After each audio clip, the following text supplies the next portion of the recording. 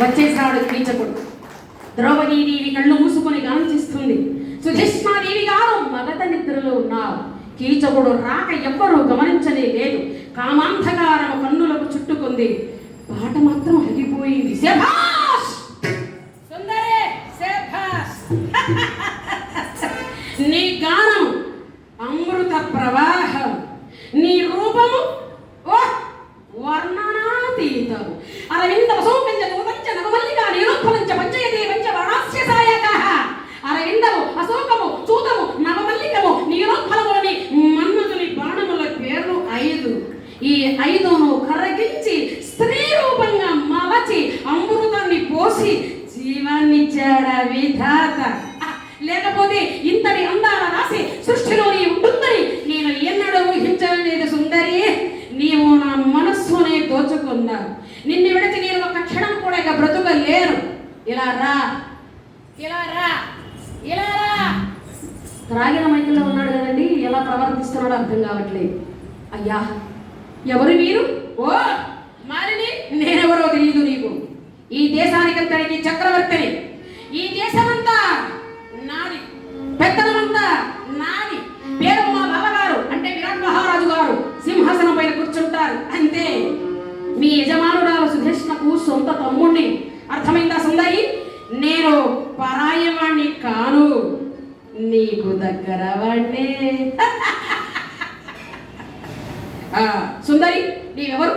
ఎంతకాలం నుంచి నీవు ఇక్కడ ఉంటున్నావు? నీ పేరేమిటి? నీ ఊరేమిటి? నిజంగా బ్రహ్మదేవుడు నాకు కనిపించి ఉంటే వాడిని ఖండ ఖండాలుగా తుండె తుండాలుగా నరికి కాములుగా తిరగవేసేవాడిని. ఎందుకో తెలుసా? ఇంత అందంగా నిన్ను సృష్టించి ఈ నీచమైన దాసికావృత్తుల బ్రతుకుని నీ ముఖానికి వస్తాడా దుర్మార్గుడు. అయినా మించిపోయింది ఏమీ లేదు సుందరి. నా సమస్త భోగభాగ్యాలన్నీ నీ ఆధీనం. నాకున్న ఉప్పుడు గత్తెలందరూ నీకు పనిగత్తెలు, నా బెళ్ళాము నీకు గులా. నా వెంట వచ్చాయి. వెళ్ళిపోదాం రా, రా మాలిని, రా సుందరి, రా అంటున్నాడు. అయ్యా, మీరు రాజులు, నేను దాసిని. చింపిరి తల, చిరిగిపోయిన చీర, చింతలతో కృంగి కృషించిపోయిన నాలాంటి స్త్రీని కోరుకోవడం మీలాంటి వారికి ఇది తగని పని. దయచేసి వెళ్ళిపోండి అన్నా. ఏమిటా మాటలు? నీవు మసిగుడ్డలో కట్టిన మాణిక్యాలివి. ఇక్కడ నుంచి నిన్ను పట్టుబట్టలతో చుట్టి భద్రంగా భుజాముద్రలు పెట్టుకుని పూజిస్తా. రా రా రా అంటూ దగ్గరగా వస్తున్నాడు. ఓహో, ఇక వీడు నయా చెబితే వినేటట్లు లేదు అనుకున్నది. ఒక్కసారిగా గర్జించింది ఆ మహాతల్లి. ఆగు దుర్మార్గుడా, నేను ఎవరో తెలుసుకుని ముందుకురా.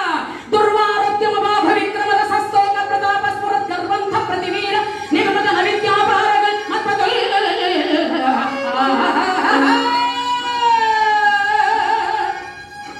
గిరివాణకృతలే ఒలిపుడు నేను దోహేలల్ విసంగిట్టి గంధర్వులు మానవ ప్రాణముల్ గనుట హత్యల్ బెమ్మియ కీచగా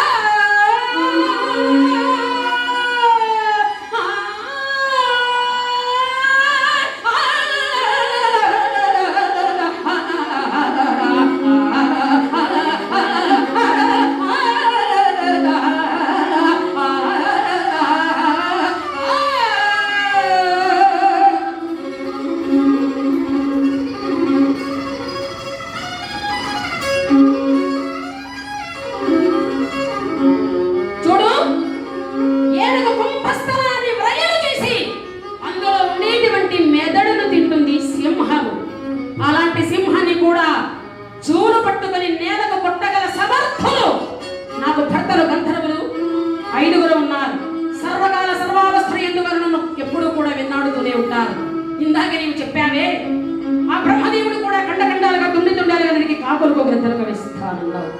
అది మాత్రం నిజం కాదు, నిన్ను కుక్కలకు వేస్తారు. ఇది అక్షరాల నిజం. ఓ ఇక్కడి నుంచి. ఎప్పుడైతే మహాతల్లి అన్నదో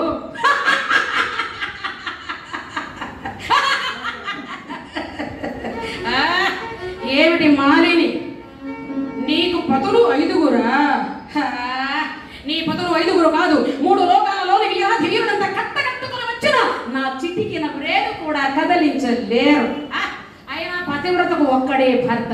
పతిత 5గురేవి, 6వ వాడు ఎక్కువ అవుతాడా వెగట అవుతాడా?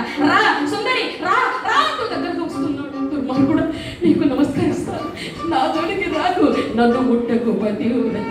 నన్ను ముట్టకు పతివ్రత.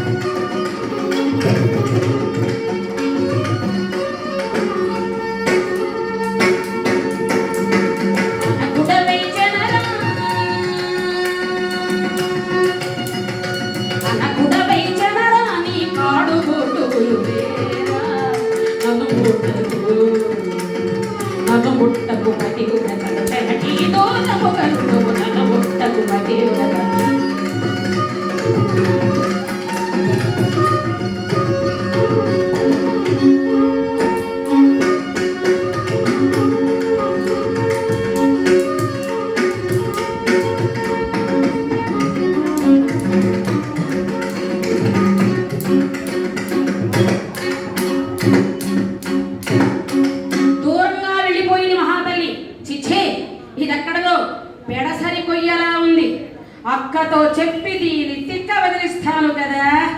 అక్క దగ్గరకు వచ్చుతున్నాడు. అక్క అక్క అక్కరో నీరాణి వాజవో నిక్కవోగా లక్ష్మీని వాజవో అక్కరో నీరాణి వాజవో నిక్కవోగా లక్ష్మీని వాజవో అక్కరో.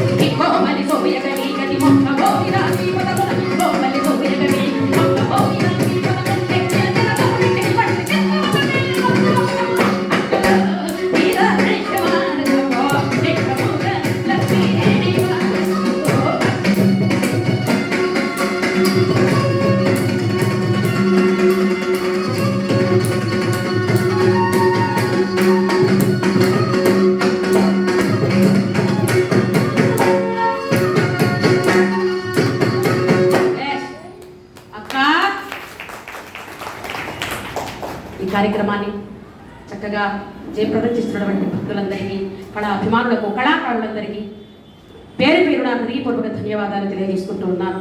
చక్కటి వైద్య సహకారాన్ని మరి ఈనాడు నాకు చాలా ఆనందంగా ఉంది. ఎంతో అద్భుతంగా మృదంగ విద్వాంసులు, అలాగే ఇక ఈయన గురించి వేరే చెప్పనవసరం లేదండి. అయ్యా దక్షిణామూర్తి గారు డాక్టరేట్ తీసుకున్నటువంటి మహానుభావుడు, నంది అవార్డు గ్రహీత, చక్కటి కళాకారుడు. మరి మీరు ప్రత్యేకంగా హృదయపూర్వక ధన్యవాదాలు తెలియజేస్తున్నాను. ఈనాడు ఎప్పుడైతే అక్క దగ్గరకు వచ్చాడు సింహవరుడు, అక్క ఎంతకాలం నుంచి నీ మందిరంలో ఉన్నది ఆ దాసే, నాకు తెలియనే లేదేమిటక్క. తమ్ముడు ఎవరి గురించినా నీవు అనేది? ఎవరి గురించి ఏమిటక్క? సుందరి. ఎవరు ఆ దాసి? ఎంతకాలం నుంచి నీ మందిరంలో ఉన్నది? సైరంధ్రి గురించా తమ్ముడు? అవునక్క. ఆహా ఏమి అందము, ఏమి అందము. అక్క నాకు కావాలి ఆ చుక్క. రేపు రాత్రికి నా మందిరంలో ఉండాలి ఆ దాసి, పంపించు అన్నాడు. తమ్ముడు ఏమిటిరా మాటలు? పరస్త్రీ గమనము వలన ఆయువు, ఐశ్వర్యము, కీర్తి సర్వము నశిస్తాయని పెద్దలంటారు. ఇప్పటికే నీ కామదాహానికి ఎంతో మందిని పాడు చేశావు. వారందరూ శీలాన్ని పోగొట్టుకున్న స్త్రీ ప్రాణం లేని శవంతో సమానమని తెలిసి నీ అనురాగం కోసం, నీ ఆదరణ కోసం వారందరూ అనేక బాధలు పడుతూ ఉన్నారురా. వారందరినీ పాలించి నీ పాపానికి ప్రాయశ్చిత్తం చేసుకోరా. శైరంధ్రుని మరచిపో. ఆమె సామాన్యురాలు కాదు. ఆమెకు భర్తలు గంధర్వులు 5 ఉన్నారట. సర్వకాల సర్వావస్థల ఎందు ఇప్పుడు ఆమెను విన్నాడుతూనే ఉంటారట. ఆమెకి నీ ఎందుకు తెలిసిందంటే చివరకు నేను పుట్టింటి పసుపు ముగ్గానికి కూడా నోచుకోనేమో అని భయమేస్తుంది రా తమ్ముడు. ఆమె జోలికి వెళ్ళబరానికి పుణ్యం ఉంటుంది. అక్క చెప్పడం అయిపోయిందా? రేపు సంధ్య వేళకు నా మందిరంలో ఉండాలి ఆ దాసే, లేదా నీ రాజ్యాన్ని సర్వనాశనము చేస్తా. నా సంగతి నీకు బాగా తెలుసు కదా. పంపిస్తావా లేదా? అయ్యో భగవంతుడా, ఇక వీడు వినకపోతే ఏమైనా చేస్తాడు. దైవమా, వీడికి అవసాన కాలం ఆసన్నమైంది కాబోలు. పోయేవాడు ఇటు పోతున్నాడు. ఆ పోవడం ఇక్కడ కాకుండా వాడింటి దగ్గరే పోతే బాగుంటుంది అనుకుంది పాపం ఆవిడ. ఇంకేం చేస్తుందండి? సరేరా తమ్ముడు, రేపు నీ మందిరానికి ఏదో ఒక పని మీద సైరంధ్రుని నీ ఇంటికి పంపిస్తాను వెళ్ళు అన్నది. ఏగిరి కంటేశాడండి. అక్క పంపిస్తావా? పంపిస్తాను, వెళ్ళరు. పంపిస్తావా కదా? పంపిస్తాను రా. పంపించలేదనుకో నా సంగతి నీకు తెలుసు కదా. పంపిస్తాను, వెళ్ళరా. వెళ్ళిపోయాడు. మేడం ఎట్లా దిగాడు.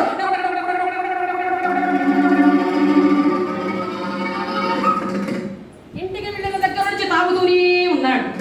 తాగి తాగి తాగి తప్పదాగుతున్నాడు. వెలుగు వచ్చిందా అంటున్నాడు. ఎలా ఇంకా అక్కడ పరిస్థితి ఏమిటో చూడండి. సుధేష్మాదేవి మొదల పడుతుంది, బాధపడుతుంది. ఏమి చెప్పి పంపించాలి? ఆమెలో ఆమె బాధపడుతుంటే ద్రౌపదీదేవి దగ్గరకు వచ్చింది. అమ్మా ఏమిటలా ఉన్నారు?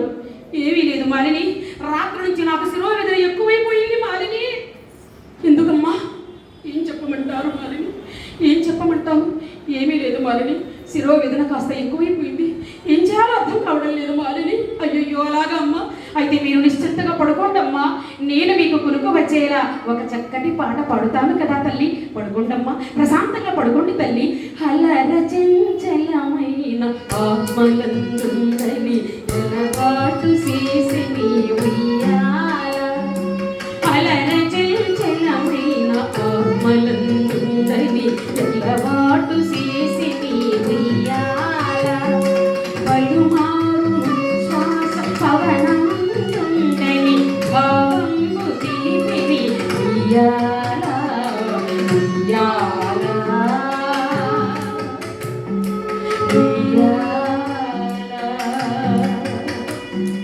ఉయ్యాల ఉయ్యాల. మాలిని అప్పు తల్లి, ఆడపాటలతో నాకు ఆ వేదన తగ్గదు మాలిని, తగ్గదు. చూడమ్మా, నాకు ఈ శిరోవేదన తగ్గాలంటే అప్పుడప్పుడు కాస్త సురాపానం పుచ్చుకునే అలవాటు ఉంది మాలిని. అయ్యో అలాగా తల్లి? అవునమ్మా మాలిని, నీవేమీ అనుకోకుండా ఇదిగో ఈ బంగారు పత్రుడు తీసుకుని వెళ్ళి నా తమ్ముడు కీచకుడున్నాడే ఆయన ఇంట్లో కళ్ళు దొరుకుతుంది మాలిని, త్వరగా వెళ్ళి తీసుకుని రా తల్లి. అమ్మా అమ్మా, ఇప్పటికి నేను కాదమ్మా, ఇప్పటికి నేను కాదు. మీ దగ్గర ఎంతో మంది దాసయ్యలు ఉన్నారు కదా అమ్మా, వారిని ఎవరినైనా పంపించి తెప్పించుకోండి అమ్మా. నేను మీ దగ్గర కుల వరకు కుదిరి రోజే చెప్పాను. నాకు అబ్బా మీ తమ్ముడి ప్రవర్తన అలా ఉండదమ్మా. నువ్వు అక్కడికి పంపించదమ్మా, మీకు పుణ్యం ఉంటుంది. మా తల్లి హృదయం ధారకంగా బాధపడుతుంటే ఆ తల్లికి కూడా బాధ కలిగింది. కానీ ఆ దుర్మార్గుడు ఏం చేస్తాడోనని అలిగిన దానిలా నటించింది ఆ తల్లి. అక్కడ సుధేష్ణ అక్కడ నేను వేకపడి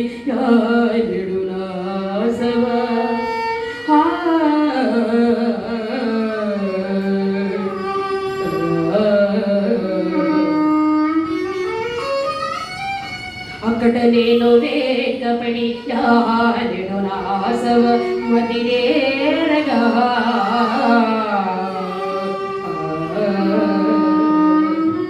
ఒకటి కృష్ణ పంచుటకు నోపన చెప్పిన దీనికి ఓ గోసెక్కగ చేసి నిన్ను నతికిన విధాన నియంత చేతగా నగ్గమయం వలించిదివి ఇది నియమో తీయము కలిమియే సఖీ.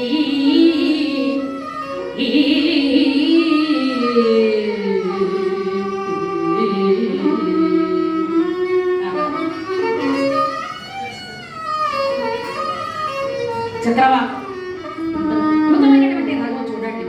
వివరే రామరసు రసవల్లి వివరే రామరసం వివరే రామరసం రసవల్లి వివరే రామరసం.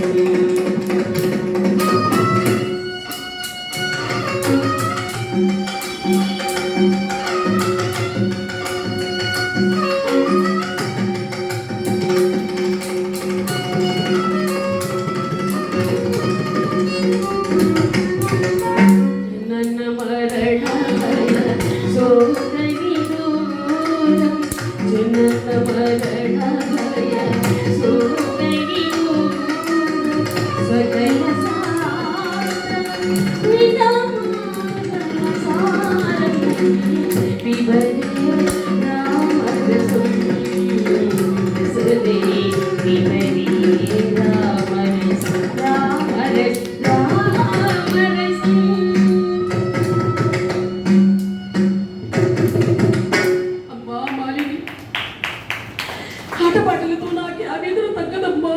మాలిని, నీవు నాకు ఉన్నటువంటి దాసీలందరిలో కంటే నీవంటే నాకు చాలా ఇష్టము మాలిని. అందుకనే నిన్ను పంపిస్తున్నాను మాలిని. మాలిని, నీకు ఏమాత్రం నా పైన ప్రేమ అనురాగాలు ఉంటే త్వరగా వెళ్ళి తీసుకునేలా మాలిని. ఈ శిరోల మీద భరించలేకుండా ఉన్నాను మాలిని. మాలిని, ఈ శిరోల మీద భరించలేను తల్లి. అయ్యా అమ్మా, బాధపడకండి అమ్మా, బాధపడకండి. అలాగే వెళ్ళి వస్తానమ్మా, అలాగే వెళ్ళి వస్తాను తల్లి. మీరు బాధపడుతుంటే నేను చూడలేనమ్మా. ఆ తల్లి బంగారు పాత్రను తీసుకొని ఆ బంగారు పాత్రను మన నెత్తి మీద పెట్టుకుని అడుగులో అడుగు వేసుకుంటూ కృష్ణ అన్నయ్యా కృష్ణగానము చేసుకుంటూ బయలుదేరి వస్తుంది. కృష్ణ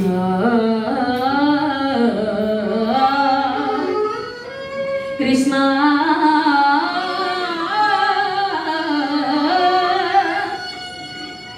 కృష్ణ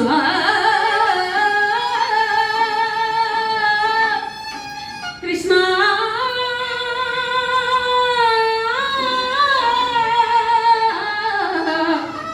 కృష్ణ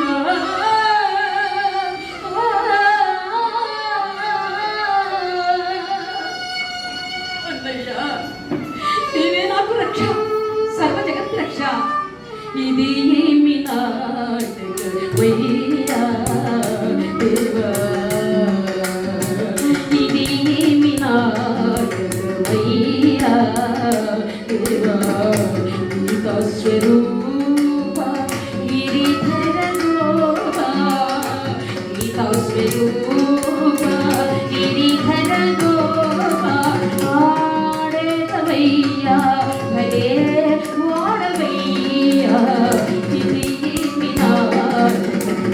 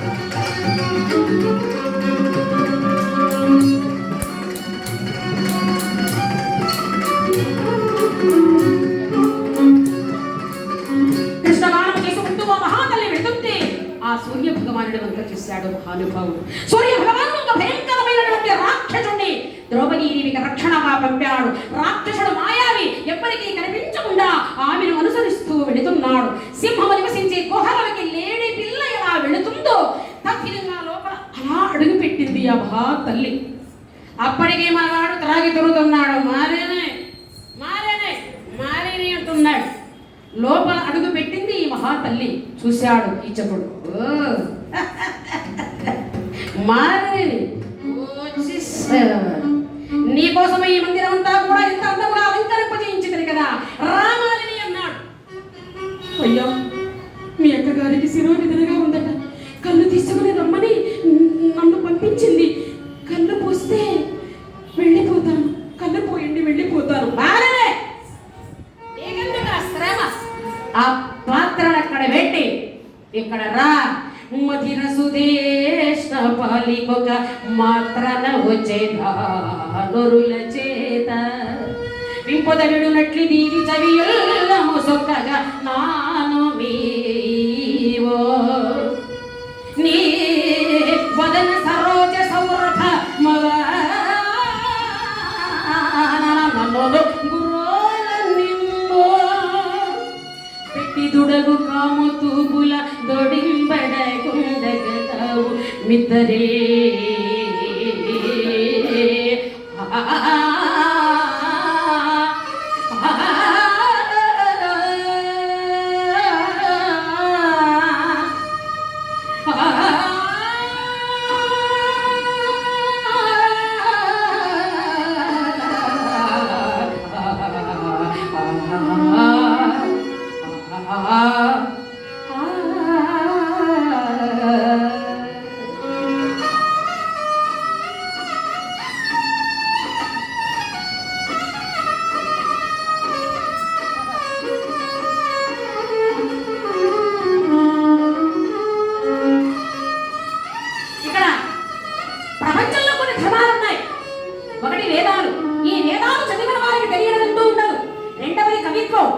కవిత్వం రాసేవారికి కనిపించిన చోటే ఉండదు. ఇక మూడవది కాకి, ప్రపంచం మీద ఇది తిరుగుతూ తిననటువంటి వస్తువునే ఉండదు. ఇక నాలుగవది త్రాగబోతూ వారు మాట్లాడని మాటే ఉండదండి. ఈ కీచకుడి పరిస్థితి అలా ఉంది.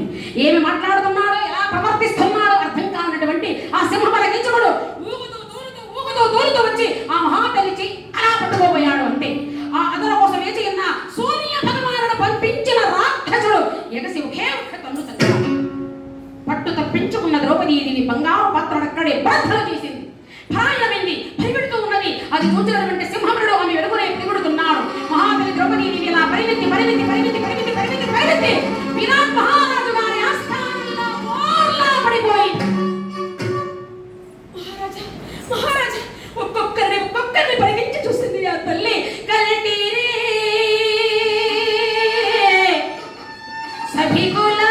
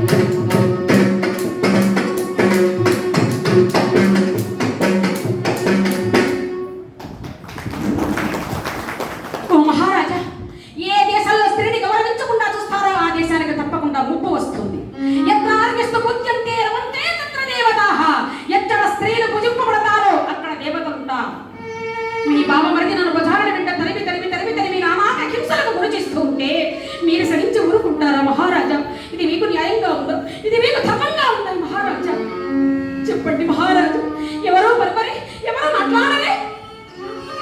అవునులేండి, మిమ్మల్ని అనుకుని ప్రయోజనం ఏమున్నది? సమర్థులు యోగ్యులు అయినటువంటి నా భర్తల గురించి అనుకోవాలి. నా ఈ భంగ మాటలు చూస్తూ ఎలా ఊరకుండగలిగారో నాకు అర్థం కావడం లేదు మహారాజా, నాకు అర్థం కావడం లేదు అని అంటుంటే సభలో అప్పుడు గుజగుజలు ప్రారంభమయ్యాయి. అబ్బా, ఇంత అందమైన మనిషి సైరంధ్రయ విచిత్రంగా ఉంది అనుకునేవారు కొంతమంది, లోపల లోపల నవ్వుకునేవారు మరికొంతమంది, చిచ్చి మనకెందుకు అనుకునేవారు మరికొంతమంది, పాపం ఈమె భర్తల దగ్గరకు వెళ్ళిపోకూడదు అనుకునేవారు మరికొంతమంది. ఇదంతా కనిపెట్టారు కంకుభట్టు రూపంలో ఉన్నటువంటి ధర్మరాజు. పైకి లేచాడు. ఓ మాలిని, కులకంత ఎవరో సభలో అడుగు పెట్టరు, పైగా దానిని నీవు అతిక్రమించి నాట్యకత్తి విధంగా సభలో అడుగు పెట్టావే. ఎక్కడో ఉన్న నీ భర్తల గురించి ఇంతగా దూషిస్తున్నావే, వారు ఏ పరిస్థితుల్లో నిన్ను కాపాడలేకపోయారో అది నీకే తెలియాలి. నీ పరిస్థితి సభలో వారందరికీ చెప్పుకున్నావు, వారందరూ విన్నారు. ఇక ముందు అలా జరగకుండా చూసుకుంటారు, వెళ్ళిపో ఇక్కడి నుంచి అనగానే ఒళ్ళు మండిపోయిందండి ఆ తల్లికి. ఏమన్నారు కంకుభట్టు గారు? నాట్యకత్తి విధంగా సభలో అడుగు పెట్టావే అన్నారండి. ఆ మాటకు ఒళ్ళు మండిపోయింది ఆమె మహాతల్లికి. ఏమన్నారు కంకుభట్టు గారు? నేను నాట్యకత్తెనా? నిజమేనండి, నట్టువగాడు నా మగడు, నట్టువగాడు నా మగడు, నట్టువరాలలో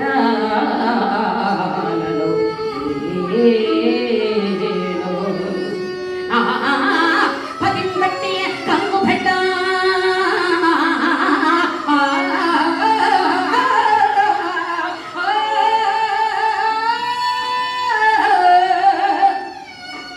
ఎటు వచ్చును వేరు కవిత్య కొత్తగా పుట్టి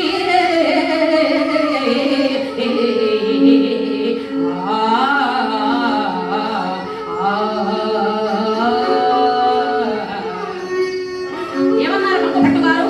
నేను నాట్యకత్తెనా? అవునండి, నా మగడు నాట్యాచార్యుడు, నేను నాట్యకత్తెను. నా మగడి చూడని చూడగానే పరికి సిక్కెందుకయ్యా, అందుకే సభలో అడుగు పెట్టారు అంటూ వేదనాభరితమైన హృదయంతో సుదేష్ణ మందిరానికి వెళ్ళిపోయింది. అక్కడ ఆమెకు సమాధానం చెప్పేటువంటి వారు ఎవ్వరూ లేరు అనుకుని బాధపడిపోయి సుదేష్ణ మందిరానికి వెళ్ళిపోయింది ఆ మహాతల్లి. అయితే ఈమె వెంట కీచకుడు పరిగెత్తేటువంటి విషయమంతా కూడా వంటశాలలో ఉన్నటువంటి భీమసేనుడు చూచాడు. మహోగ్రుడైపోయాడు. ఏమీ చెయ్యలేక ఒక చెట్టును అలా పట్టుకొని ఊపుతూ ఉన్నాడండి. ఆ ధర్మరాజు చూసి, ఓ వలన వంట చెరుకుల కోసం వందలాది మందికి నీడనిచ్చే చెట్టుని విరుస్తున్నావా? నీకు దేహబలమే గాని బుద్ధి బలము రేట్లుగా ఉంది, వెళ్ళిపోయి ఇక్కడి నుంచి అన్నాడు. అక్కడ చెప్పేటువంటి అర్థం మరొకటి ఉన్నదండి. సమయం వస్తుంది అప్పుడు చూద్దాం అన్నట్లుగా ఆయన కనుసేగ చేశాడు. ఇక భీమసేనుడు ఏమీ చెయ్యనది లేక ముసుగుట్టుకుంటూ వెళ్ళి వంటశాలలో ముసుగు పెట్టుకుని పడుకున్నాడు. ఏమీ చెయ్యనది లేక ఇక్కడ ద్రౌపదీదేవి సభలో సమాధానం చెప్పేటువంటి వారు ఎవరూ లేకపోయేటప్పటికీ బాధపడి సుధేష్ణ మందిరానికి వెళ్ళిపోయింది. ఆ రాత్రి ఆమెకు నిద్ర పట్టలేదు. అర్ధరాత్రి వేళ వంటశాలలోకి బయలుదేరి వచ్చింది. వంటశాలలో గుర్రు పెట్టి నిద్రపోతున్నాడు భీమసేనుడు. చూసింది, తట్టి లేపింది. నాథ, ఎంత ఆనందంగా నిద్రపోతున్నారండి, ఎంత సంతోషంగా నిద్రపడుతుందండి, ఎలా పడుతుందండి మీకు నిద్ర? అలనాడు ఏకవస్త్రుడే ఎన్న నన్ను సభగా ఈడ్చి నా కట్టిన పుట్టమ్మన వరము చూచిన నాడే నేను వరణించి ఉంటే ఎంతో బాగుండేది నాథ. నాకు ఆనాడు చావు రాలేదు, కానీ తొడిమిందుడి ఆశ్రమంలో ఉన్నప్పుడు ఆ సైంధవుడు ఎంత పరాభవించి నన్ను తీసుకుని వెళ్ళాడే. ఆనాడైనా నేను వరణించి ఉంటే ఎంతో బాగుండేది నాథ. నాకు ఆనాడు కూడా చావు రాలేదు, నాకెందుకు వస్తుందండి ఇప్పుడు ఈ కీచుకుని ద్వారా ఈ ఘోర పరాభవాలన్నీ ఎవరు భరిస్తారు? అందుకే బ్రతికి ఉన్నారు. ఇక నా వల్ల కాదు నాథ, ఇక నేను బ్రతుకలేను. మీరు తప్ప అన్యథా శరణం నాస్తి, త్వమేవ శరణం మమ. వానిధిగ చూడనైతేవి, వానిధిగ చూడనైతేవి వాయుపుత్ర, నీవు గనుగొలనురినైనా అగ్రినైనా విషంబునైన నేడు మీను దొరకుదు నెట్టు నీయాన సుమ్మా. మీరు వాడిని దిగడార్చకపోతే నేను ఉరితోనో నీటితోనో అగ్నితోనో విషంతోనో నేను ఈ దీకాన్ని చాలిస్తాను అంటూ భీమసేనుడు కాళ్ల పైన రాని హృదయం ధారకంగా గుండెలు రయ్యారయ్యేలా ఇలా ఏడుస్తూ ఉన్నది ఆ మహా తల్లి. భీమసేనుడి మనస్సు వెన్నలాగా కరిగిపోయింది, శరీరం కొండలాగా ఉబ్బిపోయింది. దేవి ఇక వాడిని బ్రతుకనివ్వను.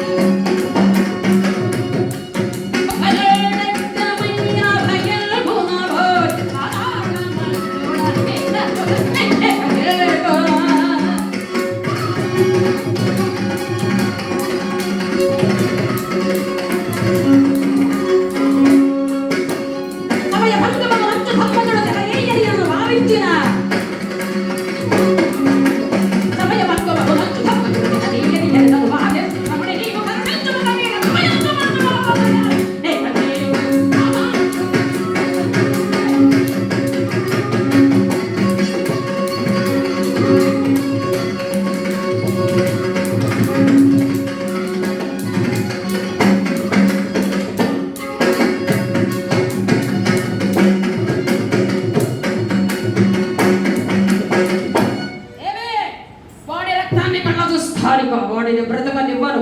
సమయభంగానికి వచ్చి మా అన్నగారు వస్తున్నా క్షమించమని వినము. రేపు తప్పకుండా వాడు నీ దగ్గరకు వస్తాడు.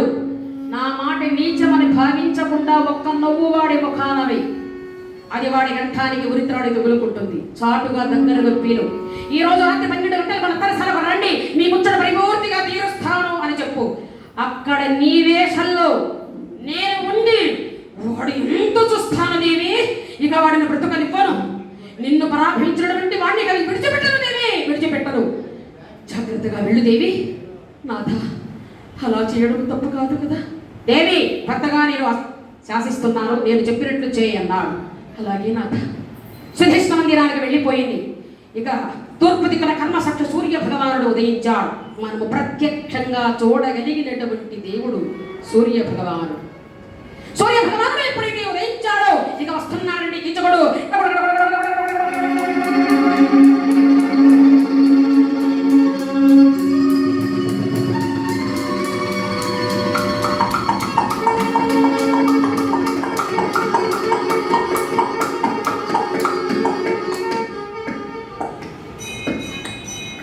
మందిరాలని వెతుకుతున్నాడు. ఎక్కడా కనిపించలేదండి ఈవిడే. అంత దూరంలో ఉద్యానవనంలో పువ్వులు కోసుకుంటుంది. మారిని అన్నాడు. వాడికి మతిపోయింది. ఈ ఆడవాళ్ళ హృదయాన్ని అర్థం చేసుకోవడం ఆ బ్రహ్మతరం కూడా కాదంటారు. ఇది అక్షరాల నిజం. మారని రమ్మన్నది అంటే ఇది విశేషమే కదా. మారని మారని అంటూ వస్తున్నాడు. అగండి అగండి, ఈ రోజు రాత్రి 12 గంటలకు నర్తనశాలకు రండి, మీ ముచ్చట అక్కడ పరిపూర్తిగా తీరుస్తాను. అక్కడ మీ పని మీకు జరుగుతుంది, నా పని నాకు జరుగుతుంది. వస్తారు కదూ మాలిని? నర్తనశాలగా నేను రావడమా? నిజంగా వస్తావా మాలిని? నిజంగా వస్తానండి. వస్తావు కదూ? వస్తానండి. వస్తావా? వస్తానండి. నువ్వు చస్తావురా అంటుంది మనసులో మళ్ళీ. మాలిని, ఇక నేను ఎంతో అదృష్టవంతుడి కదా. ఇక మేడ గట్ల దిగాడు. ఇంటికి వెళ్ళిన దగ్గర నుండి ముస్తాబు అవుతూనే ఉన్నాడు. ఆ పాదమస్తకం జరీ దుస్తులు వేసుకున్నాడు. శరీరం నిండా సుగంధ పరిమళ ద్రవ్యాలని చల్లుకున్నాడు. ఆహా, ఏమీనా ఆనందము, ఏమీనా ఆనందం అనుకుంటున్నాడు ఈయన. అయితే ఇక్కడ భీమసేనుడి పరిస్థితి ఎలా ఉన్నదో, ద్రౌపది పరిస్థితి ఎలా ఉన్నదో చూడండి. భీమసేనుడిని చక్కగా అమ్మాయిలాగా చీర కట్టింది, తల నిండా పువ్వులు పెట్టింది, చేతి నిండా గాజులు వేసింది. ఆ పగటి చెంగును అలా తిప్పి ఒక తిన్నమైన కూర్చొని ఉన్నాడు నేను అత్తరసారుడు భీమసేనుడు.